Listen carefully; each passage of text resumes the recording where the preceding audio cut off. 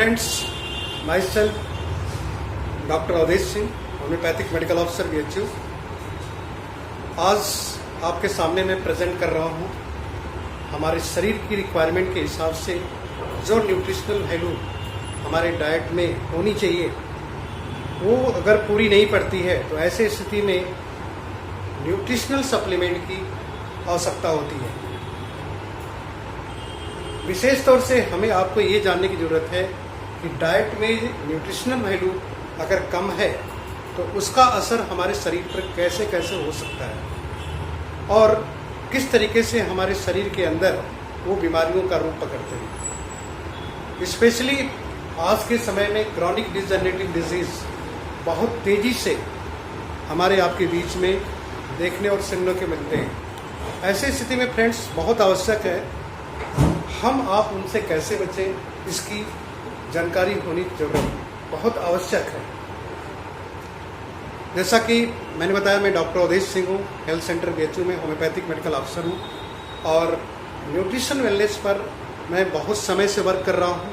और जहाँ तक मैं समझता हूँ कि अगर इस फैक्ट को जाने कि what is the importance of nutritional supplement, तो हमारे आपके शरीर में जिस तरीके की बीमारियां आज के डेट में बहुतायत में मात्रा में बढ़ने लगी हैं वो हम उससे अपने आप को बचा सकते हैं। तो स्टार्ट करते हैं वहाँ से कि हमारे आपके शरीर में बीमारियां किस तरीके से बनती हैं और specially in the sense of chronic degenerative disease जिनका इन्फेक्शन से कुछ भी लेना देना नहीं है, वो सिर्फ और सिर्फ आपके भोजन में जो भोजन जो लेते हैं उनके माध्यम से वो बीमारियां होती हैं, उनकी डिफिशिएंसी से या उनकी एफिशिएंसी से।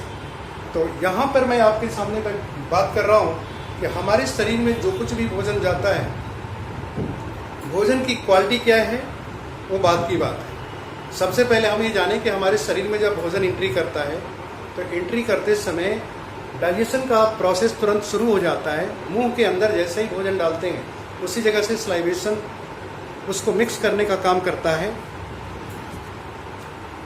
सलाइवेशन विद स्विंग सिस्टम करके मास्टिकेशन करके उसके अंदर आप खाने को तोड़ते हैं मुंह के अंदर चबा करके, और फिर ये स्टमक में जब आता है तो स्टमक में आने के बाद हमारे गैस्ट्रिक जूसेज वगैरह उसमें मिक्स होकर के उसको और ही ज़्यादा डाइजेस्टिव सिस्टम में डाइजेशन का काम करती हैं, डाइजेस्ट करती हैं और फिर वो बिल्कुल डाइल्यूट होकर के इस लायक हो जाता है कि पाइलोरिक वाल्व से आगे निकल करके आपके स्मॉल इंटेस्टाइन में जाए और वहाँ से छन करके इलियम के थ्रू आपके किडनी में जाए और वहाँ फिल्टर होकर के सेल के अंदर पहुँचे। हर जगह पर एक बैरियर लगा हुआ है जहाँ पर आपके भोजन में जो चीज़ आपके बॉडी में जाने लायक नहीं रहेगा वो एक्सक्रीटा डिस्पोजल के रूप में बाहर हो जाएगा। अल्टीमेटली भोजन का आखिरी हिस्सा जिसको न्यूट्रिएंट वैल्यू कहते हैं वो आपके बॉडी में जाता है अंतिम इकाई सेल में। जैसा कि हम सभी लोग जानते हैं कि हमारा शरीर सेल से मिलके बनता है। सेल एक हमारी यूनिट है हमारी बॉडी की। तो इस यूनिट में हर वो काम होते हैं जो पूरी बॉडी के लिए होता है। ऐसे नहीं कि पूरा हाथ पैर हम एक साथ हिलाते हैं, ये सारी चीज़ें सेलुलर लेवल पर होती हैं और सेल ही स्ट्रक्चरल और फंक्शनल यूनिट है हमारी बॉडी का। ये प्रायः हम सुनते हैं और जानते भी हैं, लेकिन यहाँ पर जो सेल के अंदर जो न्यूट्रिशन पहुँचेगा वही हमारी स्ट्रक्चरल और फंक्शनल यूनिट को मेंटेन करेगा और आगे डेवलपमेंट या रिपेयर या कोई भी प्रोसेस है उसको हमारे शरीर को उसके अनुकूल सक्षमता को बढ़ाते जाएगा। तो माय डियर फ्रेंड्स, यहाँ पर जब सेल के अंदर हमारे भोजन के द्वारा भोजन में निहित जो न्यूट्रिशनल वैल्यू सेल के अंदर जाती है तो वहाँ पर भोजन बर्न होता है, मेटाबॉलिक प्रक्रिया होती है। जैसा कि मैंने यहाँ पर एक छोटा सा फिगर बनाया है और वो एक इमेज आपको इमेजिन करनी है कि ये सेल अगर है, सेल में कई तरीके के सेलुलर ऑर्गन्स होते हैं, लेकिन उनमें से जो हमारा आज के इस प्रेजेंटेशन से संबंधित that is mitochondria. Mitochondria power house कहलाता है जहाँ पर भोजन जलता है यानी ऑक्सीडेट होता है in the present of oxygen, और जब भोजन के ऊपर ऑक्सीजन के प्रेजेंट में वो बर्न होता है तो वैसी स्थिति में आपके भोजन से में जो एनर्जी होती है आपको मिलती है, कार्बन डाइऑक्साइड गैस रिलीज होती है और कुछ आस माइक्रो लेवल पर पैदा होता है। जैसा कि आप जानते हैं कि कोई चीज़ जलती है तो वहाँ पर राख पैदा होती है, उसी राख को आस, और आस जो पैदा होता है आपके सेल के अंदर, जब सेल के अंदर होगा तो वैसी स्थिति में वहाँ पे जो आस पैदा होता है, उस आस को अगर आपने न्यूट्रल नहीं किया तो ऐसी स्थिति में ऑक्सीडेशन प्रोसेस शुरू हो जाता है। वो उसको जो रेडिकल होता है, जो आस होता है, उसका दूसरा नाम रेडिकल है, ये फ्री होकर के घूमना शुरू कर देता है। और ये प्रोसेस अगर ज़्यादा मात्रा में आपकी बॉडी में होने लगे, ऑक्सीडेशन के थ्रू आपको एनर्जी मिल रही है लेकिन आस पैदा होते जा रहे हैं और उसको न्यूट्रल नहीं कर पा रहे हैं, आपके भोजन में ऐसे तत्व नहीं है जो न्यूट्रल कर सकें, तो ऐसे स्थिति में ऑक्सीडेशन शुरू होगा।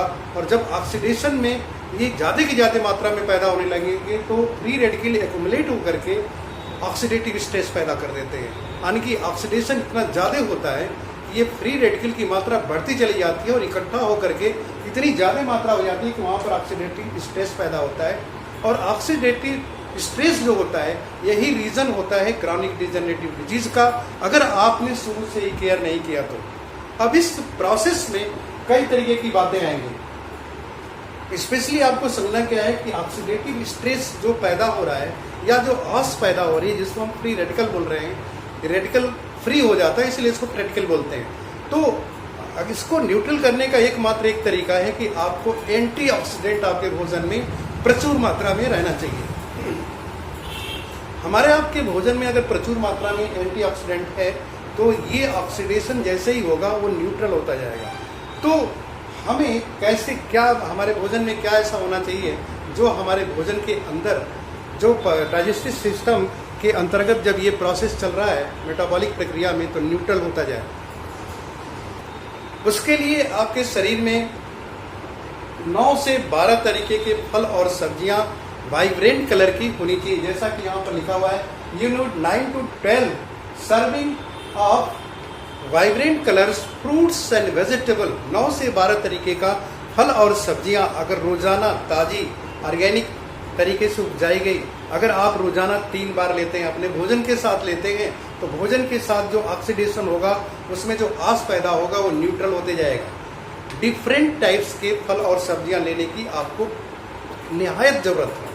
तो ऐसे में अगर आपके भोजन में 9 से 12 तरीके के फल और सब्जियां, और वो भी ताजी नहीं है, हर वक्त जब भी भोजन कर रहे हैं, तो ये ऑक्सीडेशन का जो प्रोसेस है उसमें फ्री रेडिकल जो होगा वो न्यूट्रल नहीं होगा। और जब न्यूट्रल नहीं होगा तो ऑक्सीडेशन बढ़ते जाएगा, ऑक्सीडेटिव स्ट्रेस बढ़ते जाएगा। इसलिए बहुत ज़रूरी है कि आप अपने भोजन को चेक करें और जानें कि आपके भोजन में अगर ये चीज़ नहीं है तो ऐसे स्थिति में आपके सामने कौन कौन बीमारियां आपके शरीर में आ भी जाएंगी और आपको पता भी नहीं चलेगा।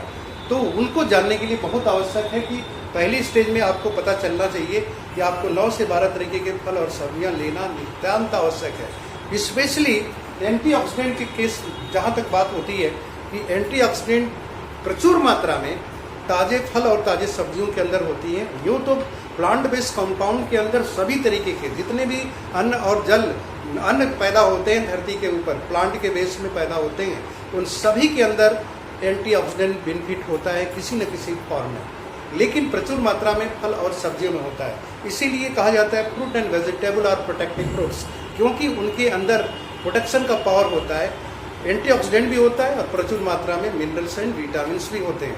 तो यहाँ पर फ्रेंड्स आपको ये समझना है कि अगर ऑक्सीडेटिव स्ट्रेस को नहीं रोकेंगे तो क्या हो सकता है, और आज के डेट में ऑक्सीडेटिव स्ट्रेस किन किन पॉइंट्स की कमी से जो हम आप उसको केयरफुली वॉच नहीं कर रहे हैं, उनसे हम अपने आप को डिस्ट्रैक्ट नहीं कर रहे हैं, वैसे स्थिति में ये बीमारियां बनती चली जा रही हैं। क्रॉनिक डिजेनरेटिव डिजीज, तो क्रॉनिक डिजेनरेटिव डिजीज जो भी पैदा होता है उसके पीछे एक बहुत बड़ा रीज़न है हमारे शरीर में ऑक्सीडेटिव स्ट्रेस का ज़्यादा मात्रा में पैदा होना। अब ये ऑक्सीडेटिव स्ट्रेस आपके बॉडी में पैदा होगा तो ऐसी स्थिति में बीमारी का एहसास क्या 1 दिन 2 दिन में होगा?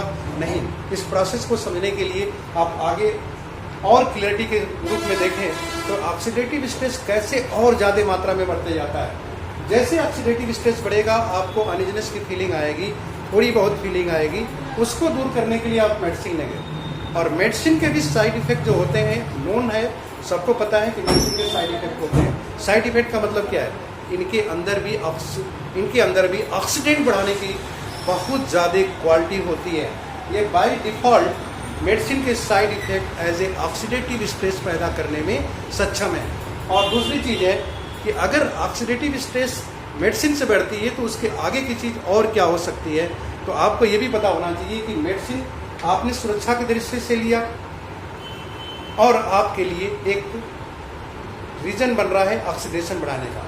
दूसरी चीज़ है कि अगर आपके भोजन में बीवरेज की मात्रा ज़्यादा है, जैसे प्राय आज के स्टाइलिश लाइफ में लोग कई तरीके के ऐसी चीज़ें लेते हैं जिसको उनको शरीर की ज़रूरत ही नहीं होती है, जैसे लीकर है या कोई नशा करते हैं, टोबैको लेते हैं, या पॉल्यूटेड एरिया में हम लोग रहते हैं, हम लोग को पता भी नहीं होता और कितने तरीके के पॉल्यूशन बॉडी में जाते हैं।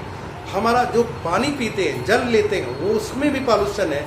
उसी तरीके से बहुत तरीके की ऐसी चीज़ें हैं जो हमारे बॉडी में दिन पर दिन रोजाना बेसिस पर जाती हैं, इनसे भी पॉल्यूशन बढ़ते चला जाता है। और आगे की बात करें तो स्टाइलिश लाइफ को अगर आप देखें, अपनी लाइफ स्टाइल को, तो एक व्यक्ति का जो भोजन का टाइम है, मील का टाइम है, डाइट हर कोई लेता है, डाइट का टाइम से लेना मील बन जाता है। तो मील में जो डाइट ले रहे हैं उसके अंदर अगर फल और सब्जियों की कमी है, एंटीऑक्सीडेंट कैरेक्टर के फूड्स की कमी है, वो बीमारी तो होगी, लेकिन साथ में अगर आप जो भोजन करते हैं समय से नहीं लेते हैं, 2 टाइम का ब्रेक नाश्ता होता है और 2 टाइम का भोजन होता है, लंच एंड डिनर हम सभी लोग जानते हैं। अगर इसको समय से लेते हैं तो आपके पास कम चांस है ये बीमारी होने का। At the presence of 9 to 12 serving of vibrant colour of fruits and vegetable. लेकिन अगर आप स्किपिंग मील करते हैं, जैसा कि प्रोफेशनल लाइफ होती है या हमारे दिनचर्या ऐसा होता है कि हम समय से भोजन नहीं कर पाते, स्किपिंग मील भी होती है।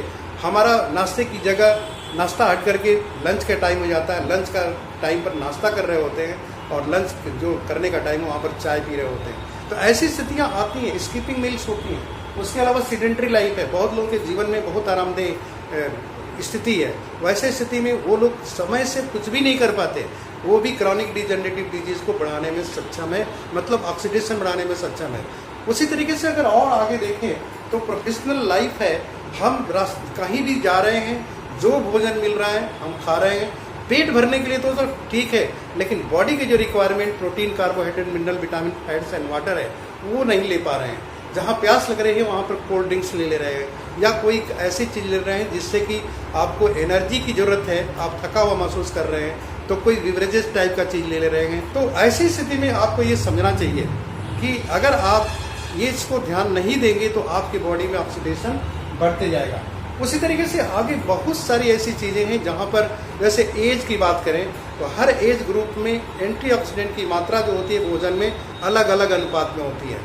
आप प्री मैच्योर एज है, मैच्योर एज है, अर्ली एज में है, प्री मैच्योरिटी के एज में है, ओल्ड एज में है, हर एज में आपके शरीर में ऑक्सीडेशन बढ़ने की जो मेटाबॉलिक प्रक्रिया में ऑक्सीडेशन बढ़ता है वो दिन प्रतिदिन बढ़ते जाता है। ये चीज़ आपको जानना चाहिए। क्यों? क्योंकि आपकी लाइफ में ऐसी चीज़ें नहीं एंट्री कर पाई हैं जो आपके ऑक्सीडेशन को कम कर सकें। उसके आगे अगर बढ़ के देखें ऑक्सीडेशन बढ़ाने का और क्या रीज़न हो सकता है, जो कि हमारे फ्री रेडिकल की मात्रा को बढ़ा के क्रॉनिक डिजनरेटिव डिजीज में बहुत तेज़ी से डेवलप करने में सक्षम है। जैसे फॉर एग्जांपल आप इम्बैलेंस यहाँ देख रहे हैं, पिरामिड है, इम्बैलेंस डाइट हम इम्बैलेंस ले रहे हैं तो हमारी बॉडी में जो एक बॉडी के कंपोजिशन के हिसाब से डाइट रिक्वायर्ड है वो हम कहाँ से ले पाएंगे। वैसे डाइट अगर लेना चाहिए तो सबसे ज़्यादा सीरियल्स लेना चाहिए, fruits and vegetable, milk and meat, like dry fruits, sugar, fat, सबसे कम मात्रा में फैट की जरूरत होती है बॉडी को, और सबसे ज़्यादा सीरियल्स की जरूरत होती है क्योंकि सीरियल्स से प्रोटीन वगैरह जैसी चीज़ें ज़्यादा मात्रा में मिलती हैं। आपकी बॉडी वेट का 17% हिस्सा प्रोटीन है। आप अपने भोजन को चेक करके देखिए कि आपके बॉडी में प्रोटीन की डेफिशिएंसी हो रही है, क्या डाइट में उतनी प्रोटीन ले पाते हैं। अगर नहीं ले पाते हैं तो अनुपात आपकी बॉडी का डिस्टर्ब होने वाला है और ये डिस्टर्बेंस भी लीड करेगा क्रॉनिक डिजनरेटिव डिजीज की तरफ। अगर आपका आज की डेट का लोगों का भोजन की शैली देखें तो यहाँ पर आपको देखने को मिलेगा कि सबसे ज़्यादा लोग आज के डेट में फैटी चीज़ें खाने लगे हैं। अगर फैटी चीज़ें ज़्यादा खाने लगे हैं तो ऐसे स्थिति में हमारे बॉडी को जो बॉडी की डाइजेस्टिव सिस्टम है उसके ऊपर एक्स्ट्रा प्रेशर पड़ेगा, इसीलिए लीवर से संबंधित बीमारियाँ बड़ी तेज़ी से बढ़ रही हैं और फैट का जो 6 फैटी और 3 फैटी एसिड का जो रेशियो होता है वो डिस्टर्ब होने की वजह से कार्डियक डिजीजें बहुत तेज़ी से मिलने लगे हैं। एज वेल एज अगर आप शुगर की मात्रा देखें, आज की डेट में बहुत ज़्यादा मात्रा में कार्बोहाइड्रेट लोग खाने लगे हैं। कार्बोहाइड्रेट की जगह पर प्रोसेस फॉर्म में लेते हैं, जैसे कि शुगर लेते हैं डायरेक्ट। तो ऐसी स्थिति में शुगर की भी मात्रा बढ़ रही है। जाहिर सी बात है कि हमारे सेल्स, हमारे शरीर का जो पैंक्रियाज है, ज़्यादा मात्रा को डाइजेस्ट करने में, मेटाबॉलिक प्रक्रिया में हेल्प करने के लिए इंसुलिन का सिक्रेशन नहीं कर सकता। ऐसे में आपकी बॉडी में जो ब्लड के अंदर जो ज़्यादा मात्रा में शुगर इकट्ठा होगा उसको मेटाबोलाइज करने के लिए आप नहीं कर पाएंगे, तो भी ऑक्सीडेशन को बढ़ाने का काम करेगा। एज वेल उसी तरीके से ड्राई फ्रूट्स की बात करें, कितनी कम मात्रा हो गई है। इन सारी चीज़ों में अगर देखें तो सबसे कम मात्रा में लोग सीरियल्स लेने लगे हैं। वाटर की जगह वाटर की जगह मतलब ऐसा पानी पीते हैं, और पानी की जगह भी अगर कोल्ड ड्रिंक्स को जगह ले लिया तो फिर आपने तो पानी की मात्रा भी पूरी नहीं किया। और ऐसे भी जानते हैं पानी बहुत ही ज़्यादा एंटीऑक्सीडेंट का कैरेक्टर रखता है। दुनिया की हर चीज़ लगभग पानी में मतलब कि पच जाती हैं, डाइजेस्ट हो जाती हैं, लेकिन अगर आप उसकी जगह ये डिसबैलेंस न्यूट्रिशन ले रहे हैं तो ऐसी स्थिति में आपकी बॉडी में ऑक्सीडेशन की मात्रा बहुत ज़्यादा बढ़ने वाली है। उसी तरीके से प्रोसेसिंग ऑफ फूड्स जब हम पैदा करते हैं, पैदा करने से लेकर खाने योग्य बनाने की प्रक्रिया में देखेंगे तो आपकी बॉडी में भोजन पहुंचते पहुंचते, सेल तक पहुंचते पहुंचते 9 के बराबर न्यूट्रिएंट वैल्यू हो जाती है। ज़्यादा मात्रा में हम अपना प्रोसेसिंग के प्रोसेस में न्यूट्रिशनल वैल्यू को डिटेरिएट कर देते हैं। ये बहुत एक लंबी प्रक्रिया, इसको भी पहले वीडियो में हम इसकी चर्चा कर चुके हैं और आप जानते भी होंगे। स्टेजेज ऑफ लाइफ की बात किया था। तो कुल मिलाकर के क्या लगता है, ये ऑक्सीडेटिव स्ट्रेस आपकी बॉडी में रोजाना बढ़ रहा है।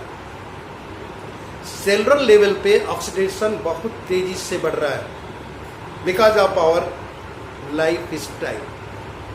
अगर इसको उल्टा कर दें तो स्टाइलिश लाइफ भी कर सकते हैं।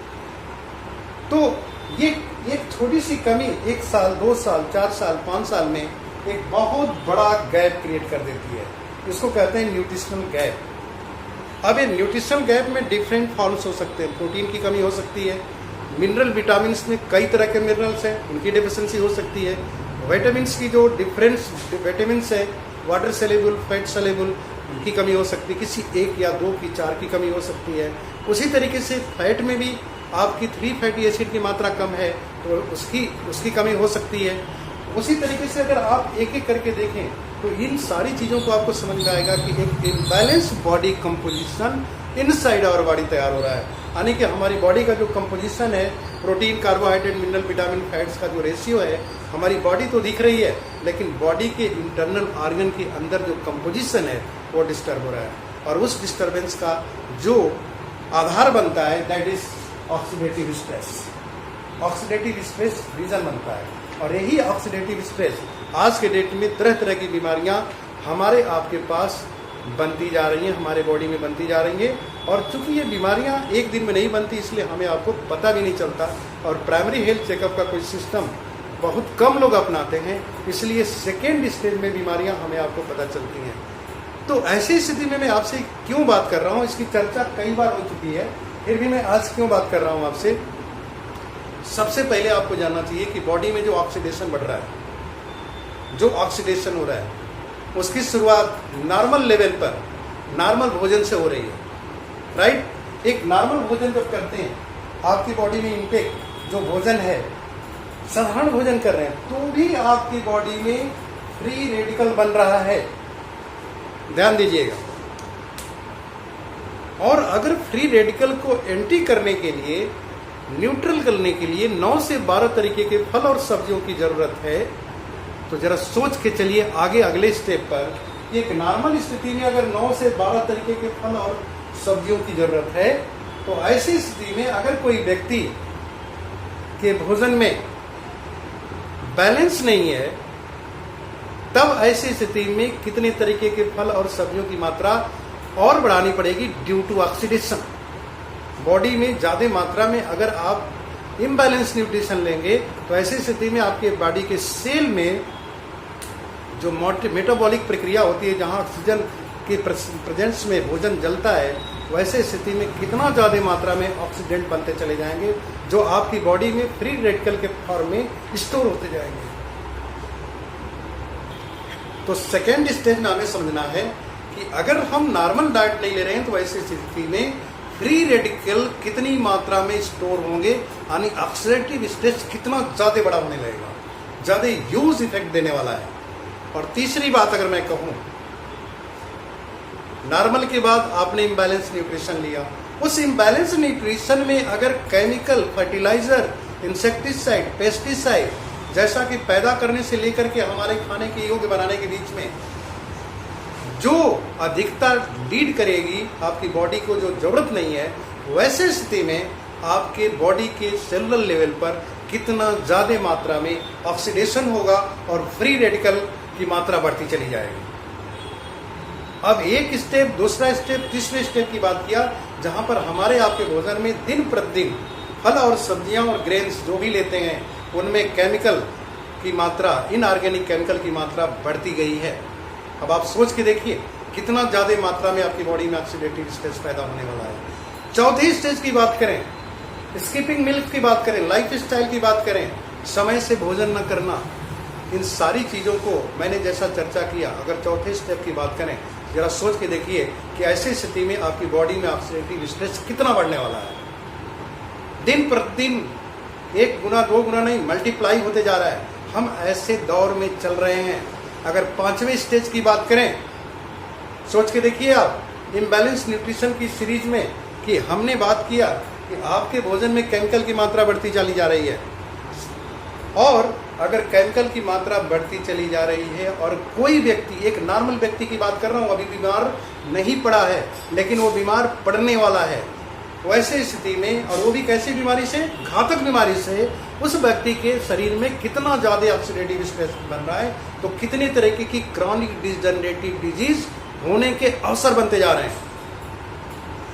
जो डिफिशियंसी बॉडी में न्यूट्रिशनल वैल्यू को होगी वो बीमारी का रूप पकड़ते जाएगा। आज के डेट में आप देखते हुए एक व्यक्ति को केवल लीवर डिसऑर्डर नहीं होता, डायबिटीज भी है, हार्ट अटैक भी है, लीवर डिसऑर्डर भी है, स्किन की बीमारी है, आंखें भी जा रही हैं, ज्वाइंट्स के भी प्रॉब्लम है। एक आदमी एक हॉस्पिटल में नहीं, कई हॉस्पिटल में मिलता है। क्यों मिलता है? क्योंकि हमारे बॉडी में स्टेप्स, जितने तरीके के स्टेजेस हैं हमारी बॉडी में, लोगों के शरीर में ऑक्सीडेशन बढ़ते चला जा रहा है। उसको न्यूट्रल करने वाली बात हमारे आपके माइंड में आती ही नहीं है और हम आप जानते भी नहीं हैं। तो ऐसी स्थिति में एक व्यक्ति के अंदर क्रॉनिक डिजनरेटिव डिजीज बहुत ही ज़्यादा मात्रा में वेराइटी की तरह से होते जा रहा है। और उसके बाद अगर हम किसी डॉक्टर के पास जा रहे हैं, किसी हॉस्पिटल में जा रहे हैं, तो वहाँ पर मेडिसिन ऐड हो जाती है, दवाई जुड़ गई। अब दवाइयों के साइड इफेक्ट से भी आप परिचित हैं, डॉक्टर्स भी जानते हैं, पेशेंट भी जानते हैं, सबको पता है कि ऑक्सीडेशन और तेज़ी से बढ़ रहा है। और वैसे स्थिति में ज़रा इमेजिन करके देखिए कितना ज़्यादा ऑक्सीडेशन होगा। साइड इफेक्ट का मतलब क्या है? उसको न्यूट्रल करने के लिए आपको कितनी ज़्यादा मात्रा में एंटीऑक्सीडेंट लेने की ज़रूरत है, कितनी तरीके की फल और सब्जियां लेने की ज़रूरत है, आप सहज ही इमेजिन कर सकते हैं। माय डियर फ्रेंड्स, मैं जो आपसे आज बात कर रहा हूँ सिर्फ इस चीज़ को क्लियर करने के लिए, हम लोग ऑक्सीडेटिव स्ट्रेस के माहौल में जी रहे हैं और ये ऑक्सीडेशन जैसे जैसे बढ़ते जा रहा है लाइफ के हर स्टेज में। अब यहाँ पे आप देख रहे हैं कि आपकी शरीर में मेडिसिन जब पड़ रही है तो वो भी साइड इफेक्ट डाल करके एज ए ऑक्सीडेटिव स्ट्रेस बनाने वाली है। तो स्टेजेस हैं और वो सारे स्टेजेस लीड करके क्रॉनिक डिजनरेटिव डिजीज के साथ अगर कोई व्यक्ति है, उसके साथ ऑक्सीडेशन का समझ हमने जाना कि कितनी ज़्यादा उसके बॉडी में ऑक्सीडेशन बढ़ने वाला है। अब अगर इस तरह से ऑक्सीडेशन देखते जाएं तो अब इस ऑक्सीडेशन की प्रक्रिया में आगे और बढ़ते हैं। अभी हमने सिर्फ बात किया आपसे भोजन से संबंधित, हमारे शरीर में डाइट की कमी से ये ऑक्सीडेशन बढ़ते बढ़ते ऐसी स्थिति में आ गया है कि किसी भी व्यक्ति को एक बार क्रॉनिक डिजनरेटिव डिजीज हो जाता है तो वो मेडिसिन डिपेंडेंट हो जाता है, कभी भी क्योर होने के बारे में नहीं सोच सकता। क्यों? ये सारी बातें क्लियर हो रही हैं, सबको क्लियर है। अब यहाँ पर जरा सोचिए कि इसके लिए रिस्पॉन्सिबल कौन है? कौन रिस्पॉन्सिबल है? हम खुद हैं। अभी एक स्टेप की बात किया मैंने आपसे, स्वास्थ्य की दिशा में अभी मेरी बात हो रही थी, तो एक पिलर्स की मैंने बात की। एक pillars that is your good nutrition. आपके भोजन में न्यूट्रिशनल वैल्यू की कमी और उसमें स्पेशली एंटीऑक्सीडेंट से रिलेटेड फूड्स की कमी, इस तरीके से घातक बीमारियां होती जा रही हैं due to this lifestyle. ये जो हमारे जीवन में घटनाएं घट रही हैं, जिस तरीके की जीवन शैली है उसकी वजह से हो रही है। अब यहाँ पर गुड न्यूट्रिशन की बात है, आपकी बॉडी में एंटीऑक्सीडेंट ऑक्सीडेशन और बढ़ने वाला है अगर आप रेगुलर एक्सरसाइज नहीं कर रहे हैं, बॉडी को रिफ्रेश नहीं कर रहे हैं, आप अपनी मोबाइल को रिफ्रेश करते हैं, अपने हर टेक्निकल चीज़ों को रिफ्रेश करते हैं, क्या अपनी बॉडी को रिफ्रेश करते हैं? अगर रिफ्रेश नहीं कर रहे हैं तो आपकी बॉडी में और ज़्यादा ऑक्सीडेशन होगा, और ज़्यादा ऑक्सीडेशन होगा। उसके लिए और ज़्यादा मात्रा में एंटीऑक्सीडेंट लेने की ज़रूरत है। Vitamin A, vitamin C, vitamin E, beta carotene and phytonutrient प्रचुर मात्रा में, जो कि अगर लाइफ को हम सही स्थिति में शुरू से ही रखते तो कोई ज़रूरत ही नहीं थी हमें इतनी सारी बातें करने की। इतनी बातें करने की क्यों आवश्यकता है? क्योंकि हम आप इस बात को समझ सके कि हम बीमारियों के चपेट में जीते हैं, उनके माहौल में।